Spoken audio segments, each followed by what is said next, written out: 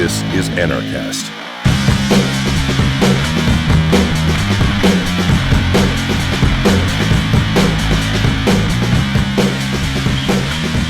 Hey everybody, welcome to the 100th edition of Anarchast, your home for anarchy on the internet. And we're here in very gloomy New York, and thanks to the government again with daylight savings time bullshit. They're always messing with us, and it's only 4 in the afternoon, but it looks very dark. But I'm super excited. I've been wanting to have this person on for a long time, Luke Rudowski of We Are Change. And I'm so happy to have him on our 100th edition of Anarchast. And let's get right into it. How did you become an anarchist? Number one, I hate labels. I don't like being called anarchist, but a lot of people seem to really identify me as that, primarily because, to me, the main solutions lay within our strength, our ideology, our thoughts, and our principles. So, to me, I don't think the government could ever fix anything. I think they usually mess a lot of things up. And the only real solution, the only real answer to all the problems that we face is really revolved around just me and you or other people communicating effectively. So that's what I focus on, is that communication aspect. And I try not to let it be biased in any way, shape, or form. So that's why I don't label myself with any particular ideology. My main thing is with communication, proper communication, good communication, we can solve anything.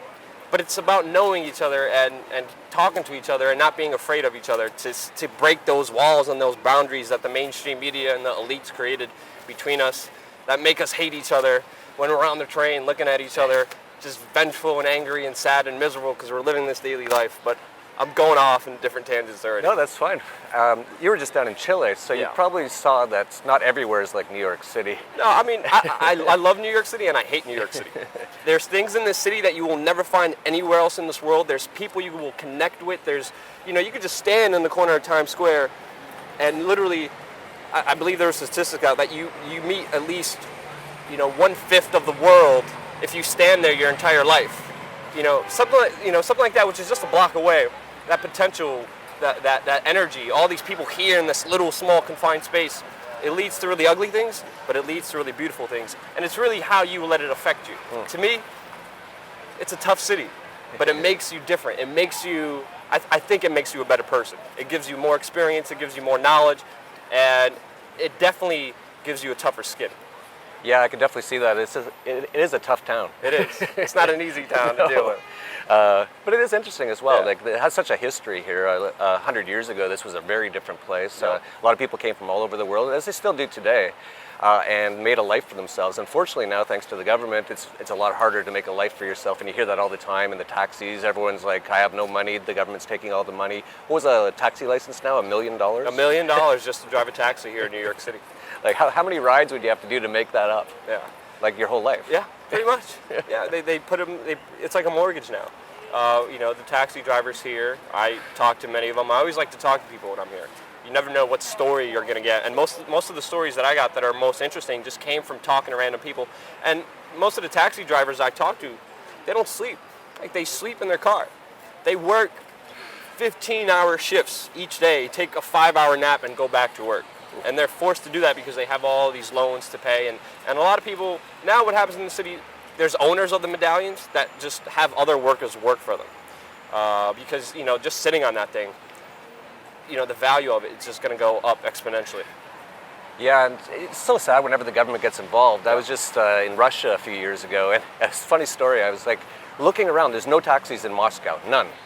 And I walked one day for about 5 miles looking for a taxi. I couldn't find one. Finally, I asked someone, I said, how do you get a taxi? And he goes, just put your hand up. I put my hand up, and every car stopped. Everyone was a taxi. Yeah. And they don't need a license or anything like that. That's much better, yeah. It's definitely a lot freer. in Russia, which is funny. Which is very interesting to see the complex ideologies, the complex lifestyles. I mean, that's why I love to travel, because New York City is one place in the world, if you go here, you're not going to experience the things you do than anywhere else. So I love traveling. I love getting out there. I enjoyed my time in Chile so much. It was just fascinating. It was beautiful. It was amazing. The people were just incredible. The energy, the synergy that was there just played perfectly. And I always just really enjoyed it. Yeah, it's really nice down there. Gulf Chile. You've got to come down to Mexico too. Yeah, still have to do very that. Free lifestyle. It's awesome. But let's talk a little bit about We Are Change. Yeah. When did you start We Are Change? We Are Change started primarily as an idea back in 2006. I was a part of another organization called New York 9/11 Truth, and there was no young people in this movement. I was 20 at the time, I think 19 even, and there was just a bunch of 50-year-olds, 40-year-olds, 60-year-olds just out there doing activism, and I was like, if we really want to change this world, we're going to have to affect the youth. The youth are the future. And that was my concentration. I also just wanted some friends, not some old people who would go home after a long day of work. I wanted some young people to hang out with as well, on a personal side note. But I just started collecting emails of young people that I would meet. I used to hold events. I used to speak in colleges. I used to, in my college, what I used to do is, there's a major bureaucracy in my college where if you wanted to do an event, you had to be approved by 3 different committees. You had to get signed off and get stamped on just to have a paper on your bulletin board. So what I started doing, this pissed me off because I was young, I was in college. I really wanted to do something. I really wanted to do events, show movies, have people just given information that they were denied to. So what I started doing is, I made a picture of Bush with the middle finger, and I took down one of the posters on the bulletin board. I scanned it, and I took that stamp that you need to have officially placed on that bulletin board, and I took it, scanned it, put it on a picture of Bush going like this, and I told everybody to meet at this event that I'm doing in this library, and I just reserved a room in the library, and put up the posters everywhere in college, and then people were just flipping out. They didn't know what to do. Like there was all these administrators just like shaking their head like, who the hell approved George W. Bush giving everybody the finger in the main bulletin? And I put it up everywhere. Like I was sneaky about it too, so I would never get caught. I always used to do it when there was nobody around and just place a crap ton of them and nail them in really good so they'd be possible to tear down. They were freaking out. I remember, the administration came down to the library room and just started freaking out on me. I just click play. About 40 young people showed up, which is really good for just nobody. I had no network. I had no connections. I had nothing. Just put them up. 40 people showed up. I clicked play, went and talked to the administrators, dealt with their bull crap. I was able to postpone them, and they were able to see the entire movie. And then they said, never again could you ever do this. And then, I started going outside, talking to churches, holding events there. I was at protest. Every young person I saw, I had a conversation with that I clicked and I vibed with. I took down their email. And I had about 300 young people. And I was like, all right, we got to do something. So I sent out an email. We had a meeting at a pizzeria, Two Boots Pizza, right here in the Lower East Side. 60 kids came. Amazing, full of energy, charismatic, beautiful people came out. And then we sat down and we're like, all right, we have to do something. What are we going to do? And then we just sat around there, and then we were like, all right, we're going to do this. We're going to do, I could build a website. I could do the artwork. I could, print flyers. I could, and then we started galvanizing people together, and then we're like, all right, what are we going to call ourselves? And then we couldn't get it. We just couldn't get a name for at least 2 weeks. And then one of my friends, we started having a conversation. We started talking about quotes that we like, and one of my friends brought up the Gandhi quote, be the change that you want to see in this world. And everybody we were like, yes, that's the name. That's the name. And then we looked up, be the change you want to see in this world. Wasn't online, wasn't available. And then they were like, wait, we are change. And this is way before Obama. This is back in 2006, way before Obama was even prominent or well-known. He was still a junior senator in the Senate. So we had the website. We were about to buy .com. We didn't for some dumb reason. Now the website, now the guy who owns it wants to sell it to me for like $15,000. But we made one little small mistake. We had wearechange.org, and then everything just came together. And we started doing actions. We started doing confrontations, and from then it's just been nonstop work, nonstop action, and my life has changed ever since. Yeah, no, I've seen it. This guy works his ass off. He's a little like me. Actually, you work a little harder than me, I think. I luckily have quite a few people who work for me, and you don't. So he's doing everything almost by himself. But you've got a huge network now around the world. Yeah. And we were just down in Chile, and you met up with your guys down there. You've got guys all over the world, and as do we at the Dollar Vigilante. And one thing I'd like to say to anarchists out there who want to affect change in the world is look at what Luke did. He just went out and did it. And look how everyone gravitates towards it. If you go in your community, wherever you are, and you just start to actually say something, try to get people together and try to spread information, you'll be amazed at how big that can grow. And maybe you can even have a chapter of We Are Change. Is that a possibility? See, one thing that really made We Are Change just stand out is I always told everybody it's an idea. It's not an organization, it's not a group, it's just an idea. And right after my confrontation with Zbigniew Brzezinski, right after another video we shot here in downtown where police officers tried to set me up as a terrorist and tried to say that my book bag was an explosive device because I wouldn't leave and I wouldn't stop filming them. When those 2 videos came out, they went viral. Everyone saw them online. And then out of nowhere, I'm sitting on the computer one day, and I see We Are Change Minnesota confronts Bill Clinton. And I'm like, who the fuck is We Are Change Minnesota? I've never seen these fuckers. I did not approve this. Right? And I'm scratching my head like, what the fuck is happening? Like, I don't know who these guys are. Like, I'm talking, did you do this? I'm like, did you do, like, what? Who are these guys? I reached out to him. And then the next day, We Are Change Seattle confronts a Pentagon official, Norman Mineta, about his testimony where Dick Cheney lied, where he was right next to Dick Cheney on 9/11. And that story went viral. You're putting us in It's the only thing I have. And you said Patriots who question 9/11 are insane, but I think what you do at the Bohemian Grove is pretty insane. Do you have any comment? Dude, why do you support the Patriot Act when it eviscerates the Bill of Rights? So what'd you do at the Bohemian Grove? Dude, situational. Just run this way. We have Cheney coming in. Cheney coming in, guys. Let Mr. Gingrich forward. Okay, we're on our way down. Hey, Mr. Cheney. Thank you, Mr. Cheney. What'd you do in the underground bunker on 9/11? When you did the stand-up? Let's go. Back Dick up, Cheney. guys. Dick Cheney, we know what you did. Dick Cheney, don't put your hands on me. Get out of my way. Don't push me. Don't push me. I'll push you, pal. Don't push Okay? me. Don't push me. You can politely talk to me.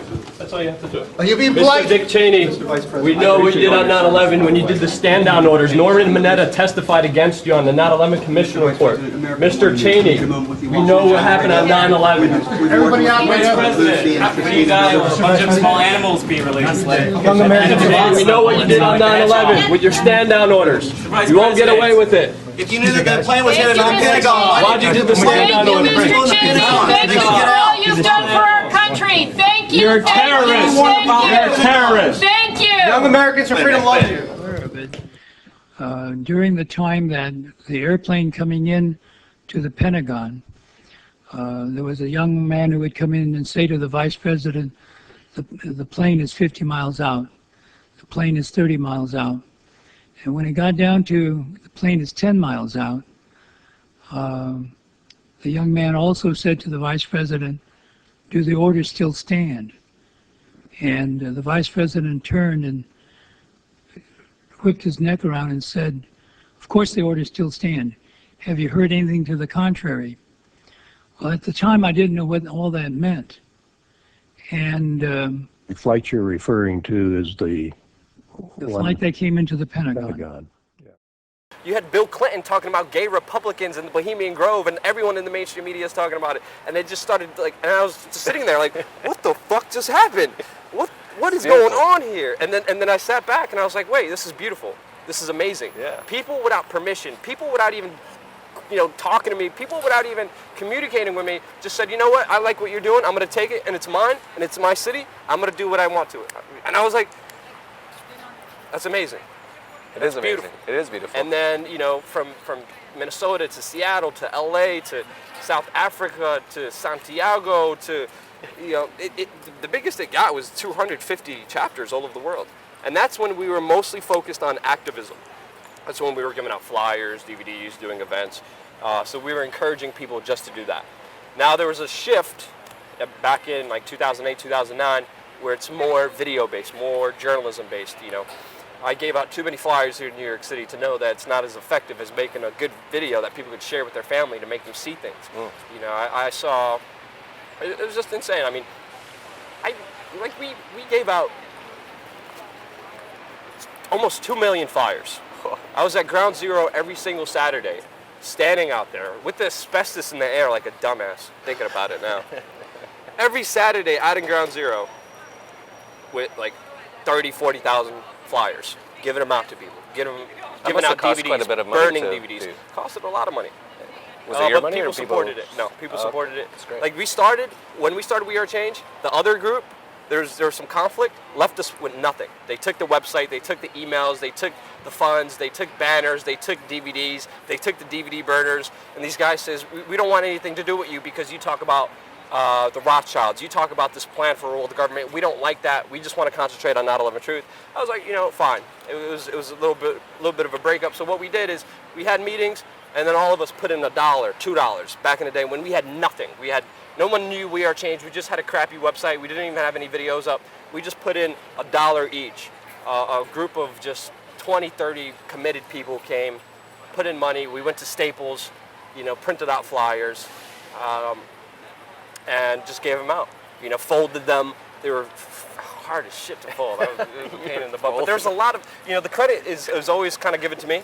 It shouldn't, because a lot of other people were part of We Are Change. A lot of younger people, a lot of even older people who came along afterwards were very instrumental in what We Are Change is now. They were out there with me in the cold, freezing winter. They were out there when it was scorching hot and 110 degrees Fahrenheit, and we were sweating our balls off with the flyers, Or when I was shivering with the freezing cold, snowing, we were still out there with the flyers.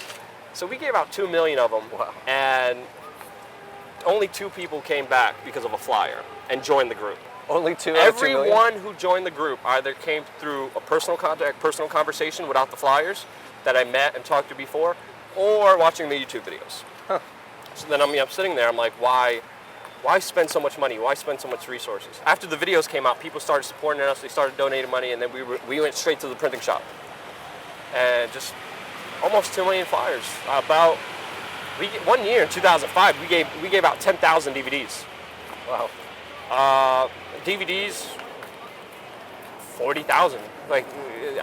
No exaggeration. Wow. Here in New York City. And, I learned when you give something out for free, or you give a flyer, or you give a DVD, people don't appreciate it. Yeah. When they find it themselves, when a friend shares it with them, and there's a video, it's not only cost productive, but it affects people more to be able to just, want to see something entertaining, and be involved in it, than just being given that flyer. Right. So. Yeah, that's an excellent point. YouTube really has changed the world. It definitely did. We'll see what happens with that, because they're starting to crack down a little bit more on. Yeah. They're starting to delete videos, and we'll see what happens. We'll just keep finding a way around it. Of course, if there's a will, there's a way. Yeah. Now our whole bread and butter is YouTube right now. But I know deep down that I could stop at any moment. As soon as we pissed off, my friend confronted Eric Schmidt, the CEO of Google. Our YouTube accounts and Gmails haven't been the same since, to be honest with you. View count goes down, likes go down. Yeah, I've seen it myself. And, it kind of sucks, because YouTube is a great platform to reach people. But it's controlled by the very people we're fighting. Right. So it's like a catch-22 that I find myself in, perplexed. Like, I do want to reach the people who wouldn't normally see this. I have to use their tools. I have to use Facebook, CIA book.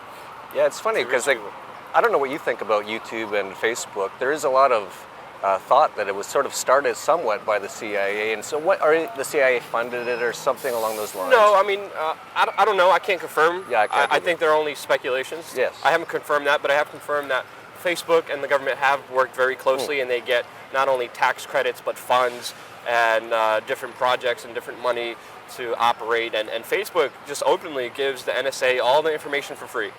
Companies like Verizon, AT&T, they charge for their information. The government, the NSA, has to pay AT&T and Verizon and all these cell phone companies a monthly plan to hack into somebody's information. Facebook just gives it to you. So, I use Facebook, but I don't try to put too many private things on there. It's mostly just, look at the work I'm doing. Spread it with your friends. Spread it with the people who don't know anything about how bad Facebook is. Let's use their tools against them. It's a double-edged sword, just like the internet. Yeah. There's a huge potential for good, and there's a huge potential for bad. Right. It depends on your own perspective and how you take it and how you use it.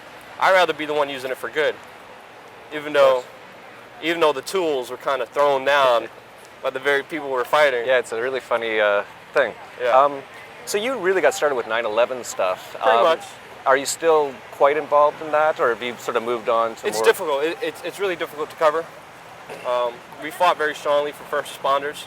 I did everything I could for them. But 11, 12 years now, past 9/11. You know, it used to be that we used to just get spit on and punched and harassed and assaulted for having an investigate 9/11 sign outside Ground Zero. Then people slowly started kind of trying to listen, trying to just consider the thought.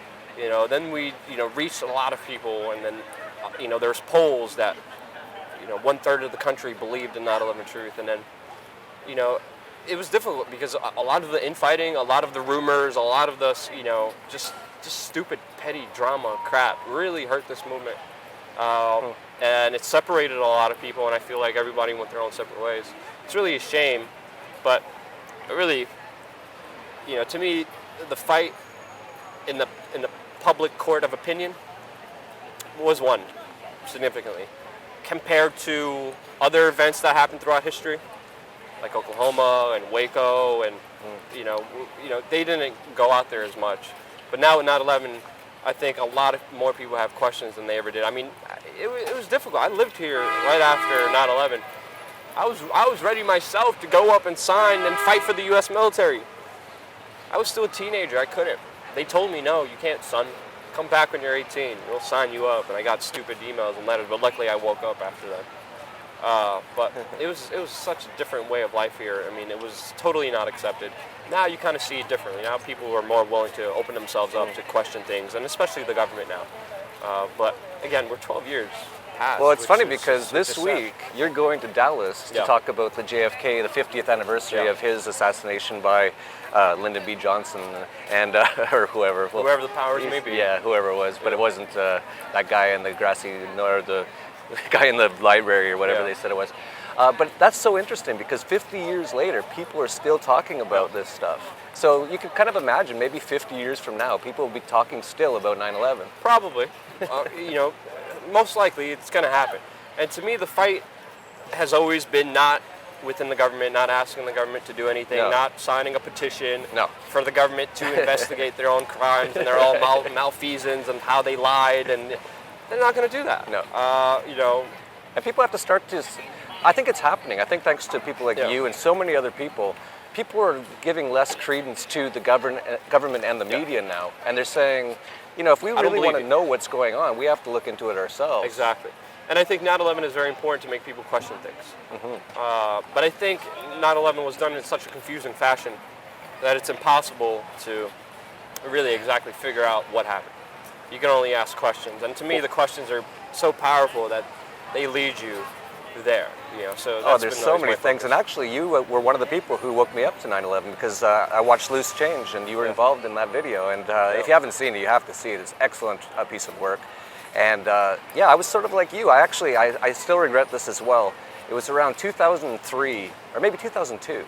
Yeah, it was 2002. It was like a few months after 9/11. I was in Toronto working, and I went to a baseball game, Toronto Blue Jays and somebody, and they played the national anthem, and I took my hat off because I felt this like, you know, this big thing had just happened, and now I have to, you know, we have to respect, we have to, get together and like get behind our government and ourselves, and you know, we've been attacked and all this sort of stuff. And then a few years later, I saw your video, and man, you start going down these rabbit holes. You can go down forever. Yeah, you can. But you have to also keep yourself safe. You know, me, I don't theorize. I'm not going to tell you what happened. I don't know what happened. I'm going to tell you the questions that I have that are most permanent. I'm going to tell you about the facts that we don't know. make any sense. Right. You make up your own mind. That's always been my, philosophy.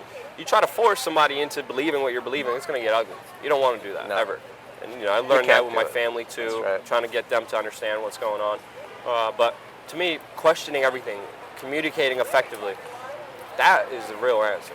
That is the real solution. Once we all start doing that, once we all start caring for ourselves and understanding the true potential and power we have as individuals to actually change the world around us, if we all start doing that, a part of us, a part of we are change, we can change things. And that to me is the biggest lie in the world, is that we can't. And that is the biggest thing that I've been personally fighting against, is that you can't do it. But you can. Anybody can. You watching right now, sitting on your ass right now. Take these words. Nothing is impossible. Whatever you want in this world, whatever you want to achieve, it could be done. But it starts with you believing that it could be done. If you don't believe in yourself, you're not going to get anywhere. And it's really just, it's a simple message. You know, the placebo effect and confidence and everything else just comes together naturally. And even though, you know, it's a difficult fight. It's a very hard fight. Some people say we're losing, some people say we're winning. I don't know, but I'm living my life as free as I can here in this city. And I'm trying to live as positively as I can, and I'm trying to encourage people to take charge of their lives and to work for themselves and to just be the change that they want to see in the world. I think that's a beautiful message, and that might be a great way to end this interview. Definitely go, if you don't know We Are Change, you probably do. Go to wearechange.org. Can you donate right on the site? Yeah, if you want. If you want, of course. All voluntary, we're all anarchists here. But definitely support what Luke's doing and listen to his message. If you're sitting there and you're frustrated, you're thinking, I'm not liking the way the world is right now, you can change it. And the more that we spread this message, so just share this video, watch Anarchast. I'm on Dollar Vigilante. We've got groups all over the world, just like We Are Change. It's a little bit of a different style. We're not so much activists, but we're just trying to help people realize there's other options in the world. So check out dollarvigilante.com, wearechange.org, and Anarchast. And so that's it for the 100th anniversary edition of Anarchast, your home for anarchy on the internet. Peace, love, and anarchy.